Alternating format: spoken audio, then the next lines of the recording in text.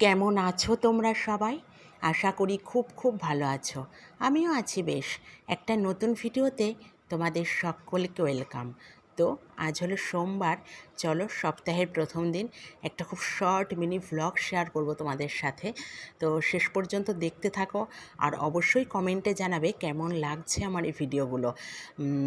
আমি কয়েকটা কমেন্ট পাই, যেগুলো আমি সবগুলোই কিন্তু পড়ি এবং তোমাদের খুব পজিটিভ কমেন্ট আসে। ভীষণ ভালো লাগে আমার। আর বেশি বেশি কমেন্ট করবে, তাহলে আমি আরও উৎসাহিত পাবো, আরও ভালো লাগবে ভালো ভালো সুন্দর সুন্দর ভিডিও বানাতে। তো অনেক ভুল ত্রুটি হয়ে থাকে, অনেক অতটা গুছিয়ে উঠতে পারি না যেহেতু প্রথম প্রথম। তো তোমরা জানাবে কোথায় কোথায় অসুবিধা হলো, যেখানে যেখানে ভুল ত্রুটি আছে সেগুলো আরও শুধরে নেওয়ার চেষ্টা করব, সেই জায়গাগুলো ঠিক করতে পারবো। তাই তোমাদের অবশ্যই মতামত জানিয়ে যাবে কমেন্ট বক্সে। তো চলো দেখতে থাকো একটা খুব সারাদিনের ছোট্ট একটা ভিডিও। তো দেখো, সকালে উঠে সমস্ত বাসি কাজ কমপ্লিট করে চলে এসেছি ছাদে। আগে ফুল নিয়ে যাব, তার আগে ছেলেটা টিফিন টিফিন সব গুছিয়ে দিয়ে এসেছি। ও স্কুল আছে, স্কুলে যাবে। তা সেগুলো শেয়ার করিনি। চলো আগে ফুলগুলো নিয়ে নিই। আর দেখলে দুটো কুমড়োর ফুল ফুটেছে, সেগুলো তুলে নিলাম। নিয়ে এই যে এখানে ফুলগুলো তুলে নেব। আর দেখলে কত তাড়াতাড়ি এই ফুলগুলো তুলে নিচ্ছি।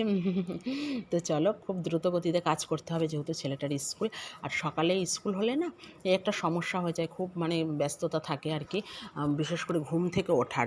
বেলাতে স্কুল হলে না 2-5 মিনিট এদিক ওদিক হলেও কোনো চিন্তা থাকে না, কিন্তু সকালে স্কুল হলে একদম টাইম টু টাইম উঠতে না পারলে না সেদিন আর স্কুলটা মিস যাবে। তাই যাই হোক, এই 2 বছর ধরে ওর স্কুল হচ্ছে মর্নিংয়ে। এর আগে 11টা থেকেই হতো, 2 বছর মর্নিংয়ে হচ্ছে। তা ওর একদিনও এমন হয়নি যে ঘুমের জন্য কামাই গেছে। কি আমি কি ছেলেটা, যে কেউই হোক, যে ঘুমিয়ে পড়েছিলাম উঠতে পারিনি, এরকম হয়নি। তো যাই হোক, উঠে পড়ি আর স্কুলও কামাই দেয় না। তা দেখো, সোনাবাবাকে এই যে রেডি করে দিয়েছি, আর খাইয়ে দেবো।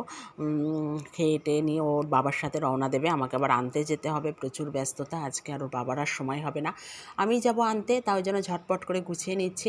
আর কাজকর্ম যতটা গুছিয়ে নিয়ে পারা যায়। আর সকাল থেকে উঠে না একটানা চলে বেলার দিকে, ওই জন্য আর এনার্জি পাই না।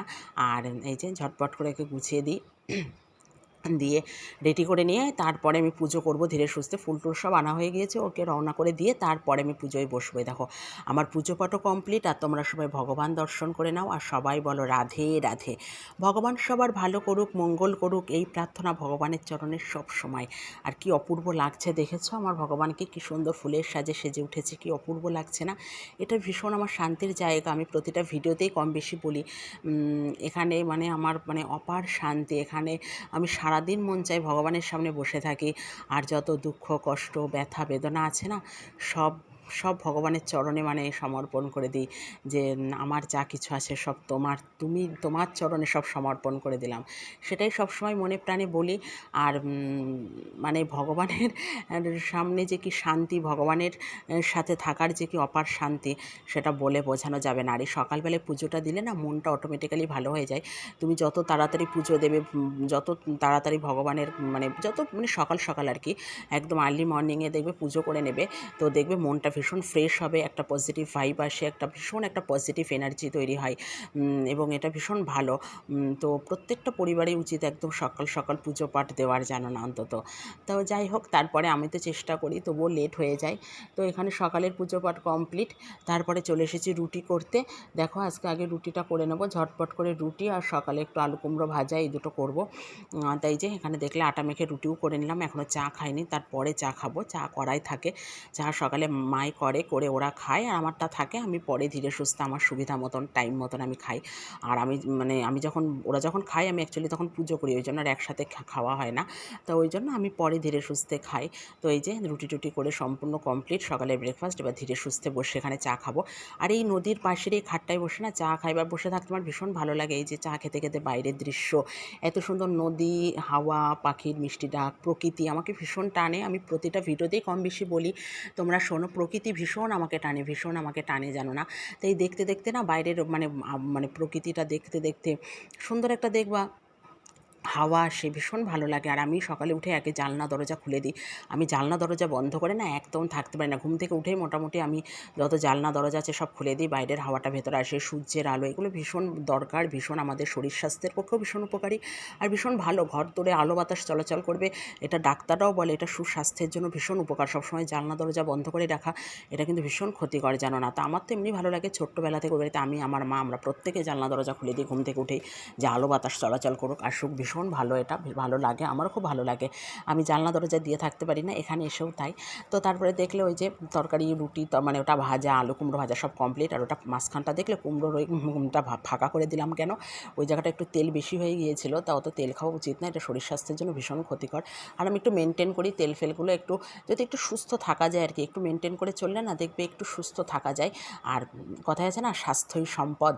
তো সুস্থতা ভীষণ জরুরি, যতটা একটু করে পারা যায়। তা ওই জন্য ওই ভাজাটা একটু সাইডে রেখে মাঝখানটা ফাঁকা করে দিলাম, এক্সট্রা যে তেলটা ওটা বেরিয়ে আসবে। তো তারপরে সোনাবাবাকে দেখলে নিয়ে চলেও আসলাম, এসে সকালের খাওয়া দাওয়া কমপ্লিট। আজকে রান্নাবান্না শেয়ার করিনি, আমি কিছু রান্না করে গিয়েছিলাম, বাদবাকি কিছু মাও করেছিল। লাস্টে ছিল কয়েকটা কুমড়ো ফুলের বড়াতে, সেগুলোই করে নিলাম। অন্যদিন তোমরা দেখো আমি খাওয়ার আগেই করি, কিন্তু আজকে আর অনেকটা দেরিও হয়ে গিয়েছিল, আর ইচ্ছা করে না, জানো না, দুপুরবেলায় খাওয়ার আগে মানে তখন আর এনার্জি পায় না। তা মা বললো আজকে আগেই করে নাও, রান্নাবান্না সব শেষ, একবারে করে গ্যাস ট্যাস মুছে ফেলো। তো আমি বললাম হ্যাঁ, পরে আর ইচ্ছা করে না, আর কয়েকদিন ধরে জমানো রয়েছে অনেকগুলো ফুলও। তো শুধু আজকের ফুল না, আগের একদিনও ফুল রয়েছে, 1-2 দিনের। তো ওই জন্য সবকটা মিলেমিশে কিছু পচেও গিয়েছে, আবার ফেলেও দিয়েছি। তো ওই সবকটা ওই জন্য করে নিলাম। আর ওই মানে একদম বসে টসে যখন একটু বসে থাকি, পুজো টুজো দিয়ে উঠে না, আধ-এক ঘন্টা আর ইচ্ছা করে না যে আবার আসি, জানো না, মানে আমার এনার্জি পাই না। তা আজকে আর না করলেই নয়। তো ওই জন্য কুমড়োর ফুলগুলো আজকে ভেজে নিলাম, যা হয় হবে, ঠান্ডা হয়ে যায়, নরম হয়ে যায়, যা হয় হবে। তো ভেজে টেজে নিয়ে তারপরে গ্যাস ট্যাস মুছে একেবারে স্নান করে সমস্ত বাদবাকি যা কাজ থাকে সব করে চলে এসেছি। আর আজকে সোমবার, এখানে মহাদেবকে একটু অভিষেক করিয়ে নেব। আর এটা যেহেতু শ্রাবণ মাস চলছে, আমি উপোস নেই, উপোস থাকিও না কোনো দিন। তো এমনি সোমবারে চেষ্টা করি মহাদেবকে একটু অভিষেক করানোর। আর এটা যেহেতু শ্রাবণ মাস চলছে, এটা কিন্তু মহাদেবের মাস। আর এই মাসে মহাদেব খুব প্রসন্ন থাকেন, করতে পারলে ভীষণ ভালো হয়। আমি তো পারিনি করতে, তবে ইচ্ছা আছে কোনো একটা সোমবার করার। এই মাসে 5টা সোমবার আছে, তা দেখি শেষের দিকে একটা সোমবার থাকবো, ইচ্ছা আছে। মহাদেব যদি চাইস তবেই হবে, আমার ইচ্ছাতে কিছু হবে না। তো তারপরে তাও মানে মহাদেবের জন্য একটু মালা নিয়ে এসেছিলাম, আকন্দ ফুলের ফুলমালা সব থাকে ঘরে, মালাটা নিয়ে এসেছিলাম। আর তো সেটা অভিষেক করিয়ে দুধ, গঙ্গা জল যা লাগে, ঘি মধু সব দিয়ে অভিষেক করিয়ে মহাদেবকে যে মালা টালা দিয়ে দিয়েছি। আর হলো মহাদেব কিন্তু মানে খুব অল্পেতে সন্তুষ্ট, ওই জন্য ওনার নাম ভোলেনাথ। উনি একটু গঙ্গা জল আর বেলপাতাতেই খুশি হয়ে যায়। আর মহাদেব মানে খুব খুব অল্পেতে খুশি, জানো না। তো আর আমরা আর কী বা দিতে পারি, কিছু দেওয়ারও ক্ষমতা আমাদের নেই, ওনার তাই ওনাকে দিই। তা যেটুকু উনি দিয়েছেন সেটুকুই একটু ওই ফুল গঙ্গা জল দিয়েই ভগবানের কে নিবেদন করি। তো তারপরে আমি আমার মতন করে একটু পুজো করে নিলাম। আর উপোস নেই তাতে কি, অভিষেক করানো যায়, পুজো আর্চা সবটাই মনের কাছে, আর ভক্তিতেই মুক্তি। তো মনে হলো যে যে সোমবার যে যা একটা মালা নিই, ছেলেকে স্কুল থেকে নিয়ে আসার পথে, তো নিয়ে ভগবানকে দিলাম।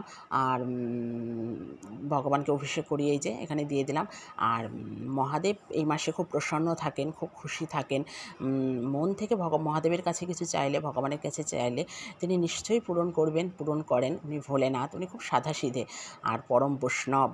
তো যাই হোক, আমি আমার মতন করে পুজো করে নিয়েছি মহাদেবকে। আর ভগবানকে কি দিলাম কি না দিলাম, কী বা দিতে পারি, ওই যে যেটা বললাম না, ওনার সব, আমরা তো দেওয়ার কেউ নই। তো উনি যেটুকু দিয়েছেন সেটুকু দিয়েই সেবা দিয়েছি।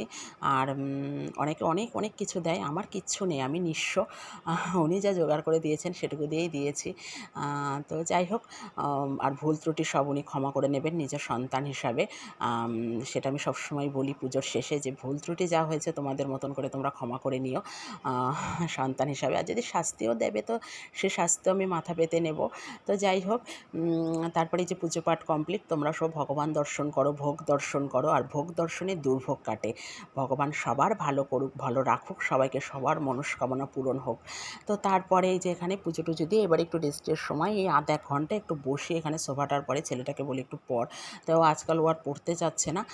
তো যাই হোক, একটু বসে একটু রেস্ট নিয়ে নিই। তারপরে তো আবার খাওয়া দাওয়া থাকে, মাঝখানের ভিডিও ক্লিপ না হয় না, এটা রাতের বেলায়। রাতের বেলায় এই যে চুলটা বেঁধে আমি ঘুমাতে যাই, কারণ ওই একটু চুলটা ওই জন্য বেঁধে নেবো, বিনুনি করে নেবো অ্যাকচুয়ালি, কারণ ওই ছাড়া চুলে না আমার ভীষণ অস্বস্তি হয়, আমি আগের ভিডিওতেও বলেছি। তো বিনুনি না করে আমি শুতে পারি না, তো সেই চুলটাই বিনুনি করে নিচ্ছিলাম। তো চলো আজ এই পর্যন্তই, দেখা হবে অন্য একটা ভিডিওতে। আর কেমন লাগলো জানাতে ভুলবে না কমেন্টে, ভালো লাগলে চ্যানেলটি সাবস্ক্রাইব করো আর শেয়ার করো। চলো আজ এই পর্যন্ত, টাটা।